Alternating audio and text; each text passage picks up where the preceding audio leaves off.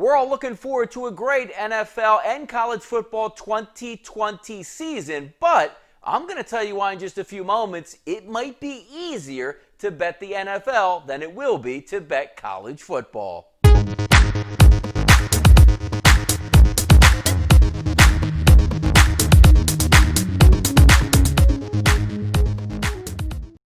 I'm Donnie Seymour, and this is your Pub Sports Radio hot topic of the day. Looking forward to football season, looking forward to baseball, looking forward to the NHL and NBA resuming their seasons. There's a lot to go over and still a lot of hurdles to pass over. But sometimes you want to take today's advice and try to transfer it over into the future. And what we're going to talk about today on our Pub Sports Radio hot topic of the day, specifically the NFL and college football and how to approach possibly gambling on those. We could spend the next 20 to 30 minutes talking about some intricacies between betting in 2020, the NFL, and the NCAA season, but we're not going to do that. We're going to try to condense it and just pick one topic that we can certainly take a look at. Now, when you're betting in NCAA football, and me, I like to bet the smaller conferences, so surfing for information, always hard to get. We may be focusing on a local beat writer or local college writer from one of the teams that you're looking at. Let's just say you're betting into the MAC, and it's Kent State, and it's Toledo. Sometimes it's hard to get those suspension information, practice reports, and information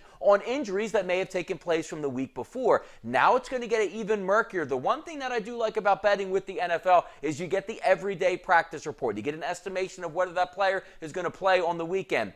You have a lot more beat writers and a lot more information going around, whether who's going to play, who's going to start, who might be injured, and who's looking to sit those games out. Now, when you take a look at the NCAA and the scene that we typically bet into is you're expecting guys to play on Saturday. But sometimes, and again, we like to talk about the smaller conferences, Conference USA, the Sun Belt, the MAC, as we just talked about, even some Mountain West football, where you're just trying to get inside some of these players' heads and try to make a calculated decision. We often see a guy get injured in the second quarter, in the third quarter, and say, I wonder if he's going to be able and be ready to play the next week. And then you lean on the beat writers and try to do your Google searches to get the most information you can and try to make an educated decision on who's going to play the following weekend. But now in the COVID-19 scene, when you take a look at the NFL, you're going to know that players are going to miss practice and possibly testing positive for the COVID virus. It's going to leak. It's going to get out. The problem with betting college football now is when you take a look at who's going to be in, who's going to be out, the same type of parameters that are set up in the past where coaches don't have to divulge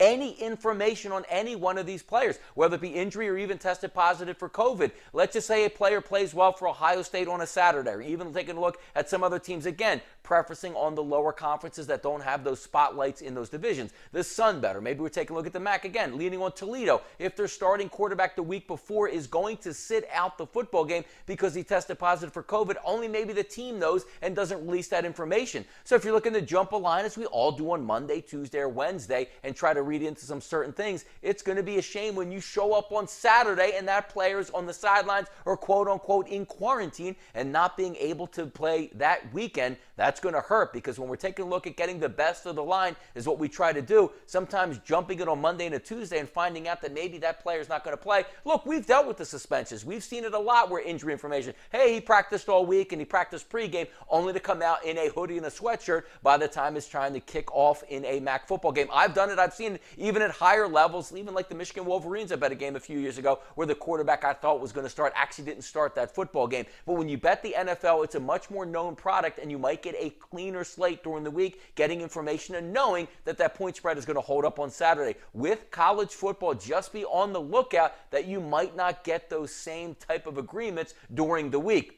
And with COVID-19 going around, 4 or 5 guys, maybe they're even quarantining more, where you might have thought you were getting something on a Monday or Tuesday that you don't end up getting on a Friday or Saturday. It's just interesting food for thought and food for topic as we go along and try to break down a bet. We're all gamblers. We're all going to be betting on the NCAA football season and NFL football season. It's just interesting to try to take a look at with college football, where information is a lot harder to get, as we've known in the past just with injury. Good luck on trying to get COVID-19 and players that have tested positive or being placed in the quarantine without your knowledge and betting that point spread. So I think the NFL might be the way to go, getting a cleaner slate when trying to gamble and pick up money. I'm Donnie Seymour for Pub Sports Radio. This was your hot topic of the day.